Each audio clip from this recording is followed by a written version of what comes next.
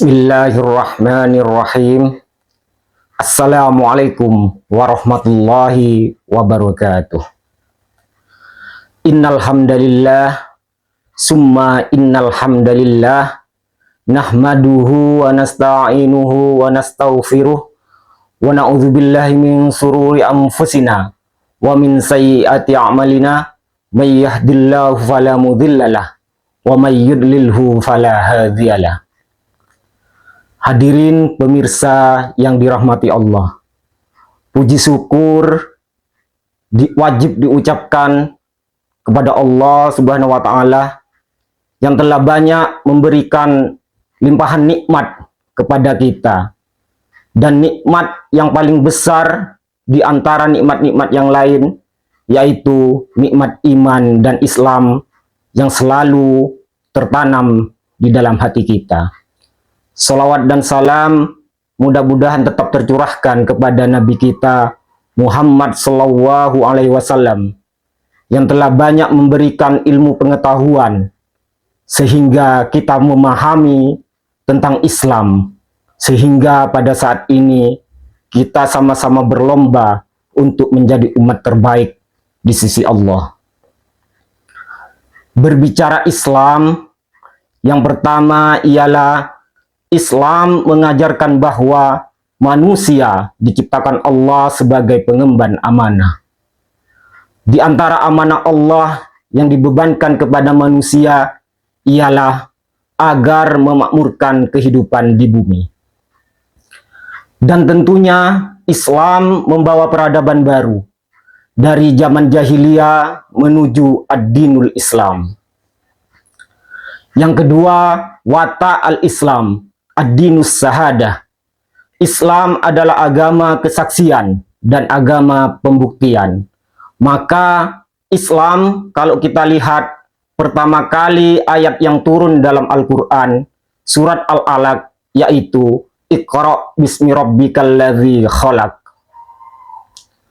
Kata-kata Iqra sebenarnya kita tidak hanya mampu membaca, tetapi kita mampu untuk menganalisa, kita mampu untuk memahami, kita mampu untuk merefleksikan diri, sehingga kita menjadi manusia yang utuh, menjadi manusia yang ulul albab, antara fikir dan zikir seimbang.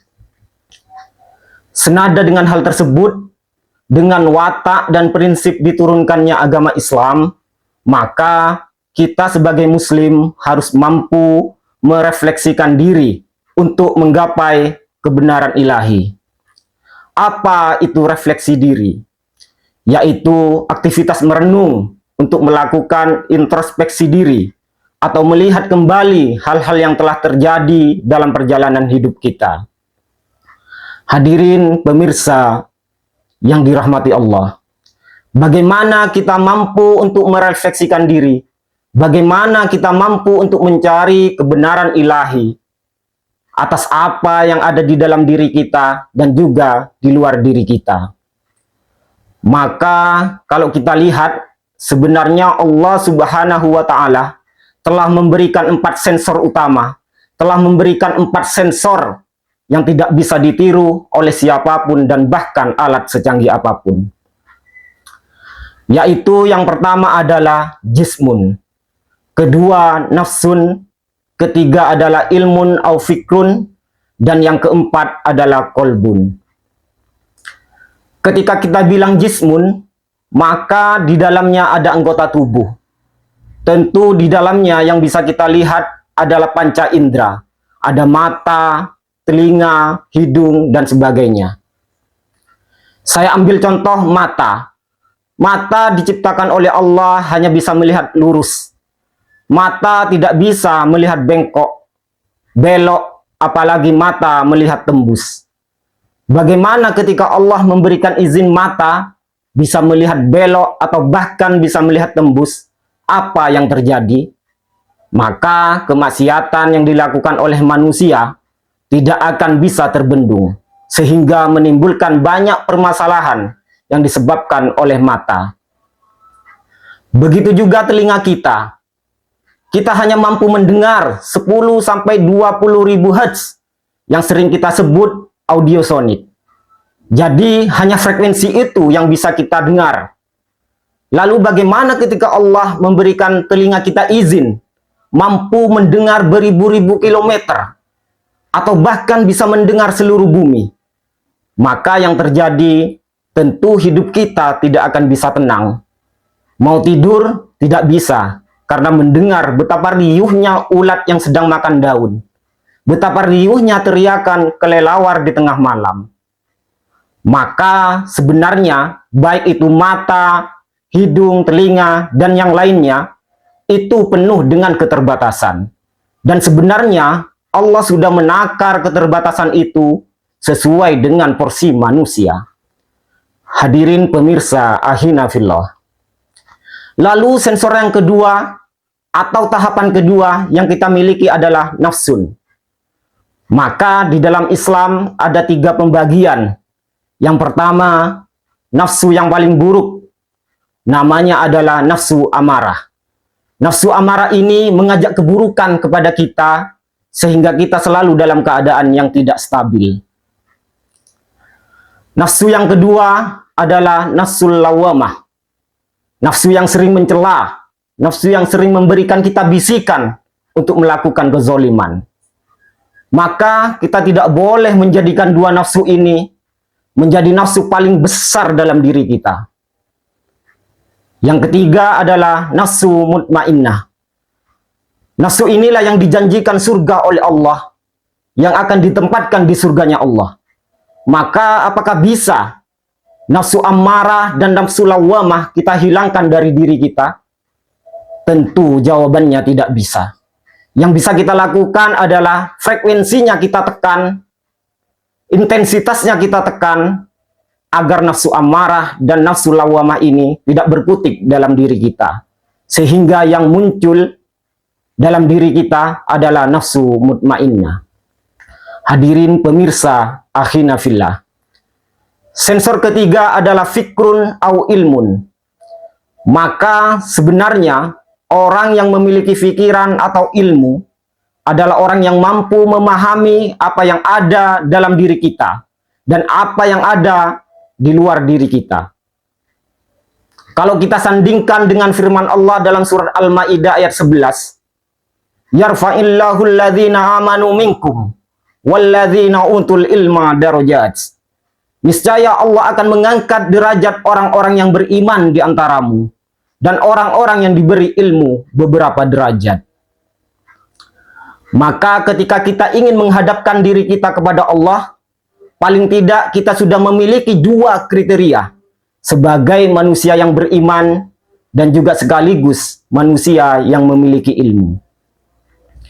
Di dalam Al-Quran bahwa menuntut ilmu merupakan fardu ain. Kita wajib mencari ilmu itu selama hayat kita, jasad kita, ruh kita masih berjalan di muka bumi Allah ini.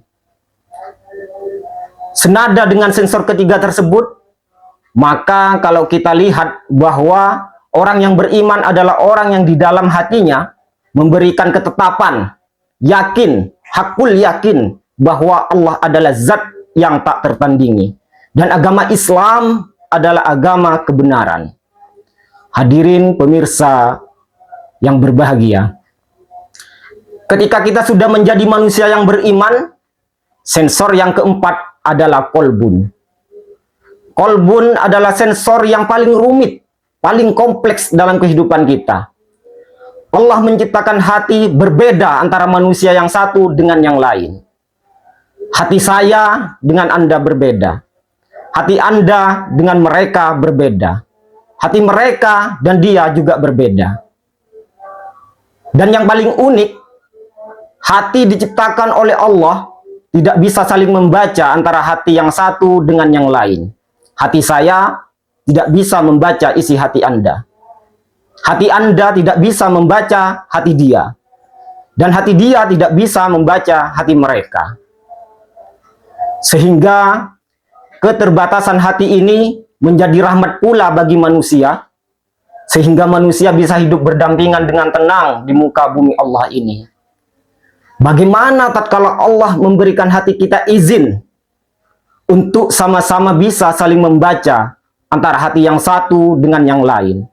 maka persahabatan, pertemanan yang sudah terjalin akan mudah retak.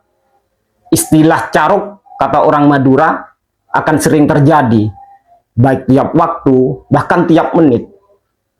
Bahkan orang yang baru nikah pun, tidak sampai seminggu, pasti bercerai.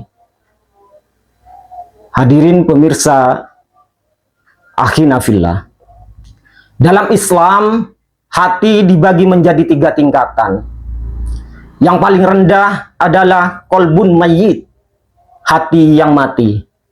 Yang kedua, kolbun marid, hati yang sakit. Dan yang ketiga adalah kolbun salim. Inilah hati yang paling tinggi, yang penuh dengan kesucian. Maka ketika hati kita masih sakit, mari kita sehatkan sehingga hati kita menjadi hati yang kolbun salim. Begitu juga ketika hati kita mati, tidak bisa menjalankan hitoh yang baik, mari kita hidupkan dengan berzikir, hidupi dengan amal soleh, hidupi dengan selalu berdiskusi, mengikuti kajian keislaman, sehingga kita mampu menjadikan kolbun mayyit menjadi kolbun salim.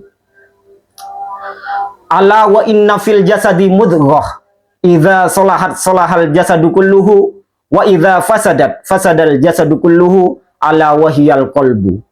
Ingatlah bahwa di dalam jasad itu ada segumpal daging. Jika ia baik, maka baik pula jasadnya. Jika ia rusak, maka rusak pula seluruh jasadnya. Ketahuilah bahwa segumpal daging itu adalah hati. Hadis riwayat Bukhari dan Muslim. Maka fungsikanlah keempat sensor itu hanya untuk berbuat kebaikan. Karena keterbatasan itu agar supaya kita mampu meningkatkan spirit atau semangat takwa kepada Allah Subhanahu wa Ta'ala. Demikian yang bisa saya sampaikan, mudah-mudahan dapat bermanfaat bagi seluruh pemirsa Majelis Tabligh Kota Probolinggo yang dicintai oleh Allah.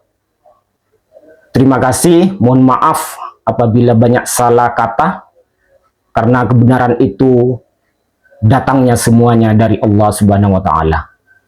Nasrum minallah wa fathun qarib. Assalamualaikum warahmatullahi wabarakatuh.